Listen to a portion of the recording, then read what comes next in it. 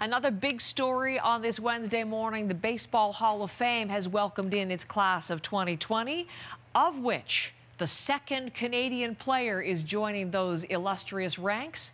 And this is how Larry Walker found out. Hi, Larry. This is Jack O'Connell with the Baseball Writers Association of America in New York.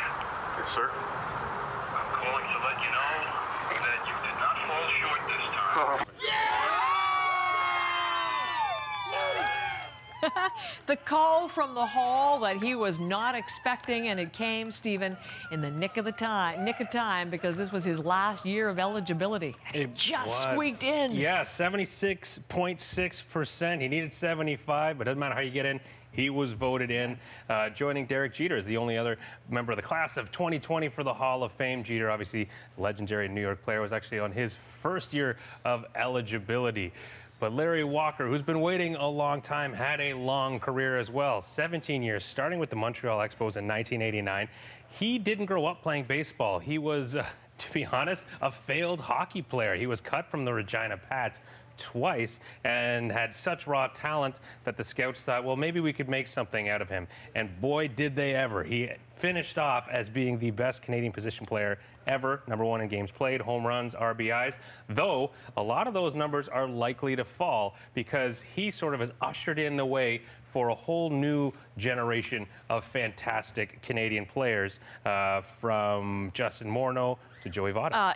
I was going to say, including Joey Votto. I mean, the reaction to his going into the Hall has been really kind of nice. Yeah, coming from everywhere. Saying how athletic he is, and he's going in where he finally getting into where he deserves. But Joey Votto, as you mentioned, from Toronto, Cincinnati Reds, this was some of his reaction. Let's take a look at what he tweeted, actually his team tweeting. Larry not only will represent the Rockies, Expos, and Cardinals organizations in Cooperstown, but as the greatest Canadian position player ever, he represents an entire country. This is a very well-deserved achievement. My sincerest congratulations. Is that not gracious? It is, and yes. there's so many more, as you mentioned, too many responses to mention here. But the amount of Canadian players that are now in the game, you got Russell Martin, who did play for the Jays. He hopefully is going to be coming back. You got Mike Soroka with the Atlanta Braves, who some thought might win the Rookie of the Year, fell just short of that. But there's great talent in Canadian baseball, but don't believe me. Here's what Larry Walker says about it.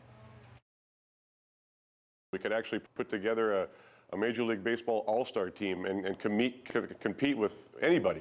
Before it was a handful here or there, but there's so much talent now coming north of the border, and it's a joy to watch. And he was a joy to watch, and a lot of that Canadian talent is thanks directly to him and watching him and seeing that you can come from somewhere like Maple Ridge, BC, make it to the majors, and make it to Cooperstown. I need to do some sniffing around to figure out why he was wearing SpongeBob.